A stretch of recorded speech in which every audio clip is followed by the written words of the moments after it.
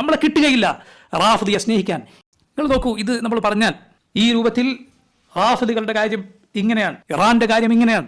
ഒരിക്കലും ഒരു മുസ്ലിമിനെ അവർ അനുകൂലിക്കാനോ അവർക്ക് ജയ് വിളിക്കാനോ അവരിൽ ആരെങ്കിലും കൊല്ലപ്പെട്ടാൽ അവരെ ഷഹീദെന്ന് വിളിക്കാനോ പാടില്ല എന്ന് നമ്മൾ പറഞ്ഞാൽ ഉടനെ ആളുകൾ പറയും, അപ്പോൾ നിങ്ങൾ ആരാ, നിങ്ങൾ സയനിസ്റ്റാണ്, നിങ്ങൾ ജൂതന്മാരുടെ കൂടെയാണ്, നിങ്ങൾ ഇസ്രായേലിന്റെ കൂടെയാണ്. ഇപ്പോൾ ചോദിക്കും ഇറാനെ പിന്തുണക്കുന്നില്ല, എന്നാൽ പിന്നെ നമുക്ക് അമേരിക്കനെ പിന്തുണക്കാൻ പറ്റുമോ, ഇസ്രായേലിനെ പിന്തുണക്കാൻ പറ്റുമോ എന്ന് നമ്മൾ പരിഹസിച്ച് തിരിച്ചു ചോദിക്കും. കൂട്ടരെ, നിങ്ങൾ ഉണ്ടാക്കിയതാണ് ഈ ദ്വന്ദ്ം, ഈ രണ്ടെണ്ണം ഏതെങ്കിലും ഒന്ന് സ്വീകരിച്ചേ പറ്റൂ എന്നുള്ളത്.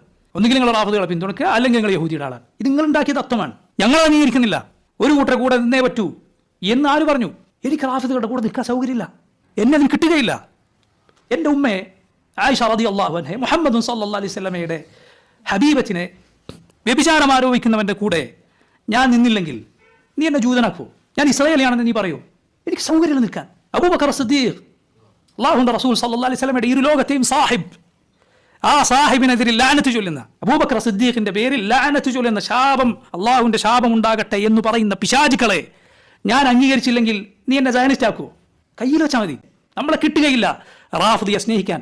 ഇറാനെയോ ഖുമൈനിയോ അയാളുടെ പിൻഗാമിയായ ഖാംനെയെയോ സ്നേഹിക്കാനോ ജയ് വിളിക്കാനോ അവരെ ഷഹീദെന്ന് വിളിക്കാനോ ഇസ്ലാമിന്റെ ബാലപാഠം പഠിച്ചവരെ കിട്ടുകയില്ല. അള്ളാഹു നമ്മെ അതിൽ കാത്തുരക്ഷിക്കട്ടെ എന്നാണ് നമുക്ക് പറയാനുള്ളത്. നിങ്ങൾ എന്ത് പറഞ്ഞാൽ, നിങ്ങൾ എന്ത് രാഷ്ട്രീയം പറഞ്ഞാലും, നിങ്ങൾ എന്ത് കള്ളവാർത്തകൾ കൊണ്ടുവന്നാലും ഞങ്ങൾക്ക് യാതൊരു പ്രശ്നമില്ല, ഒരു കുഴപ്പവുമില്ല.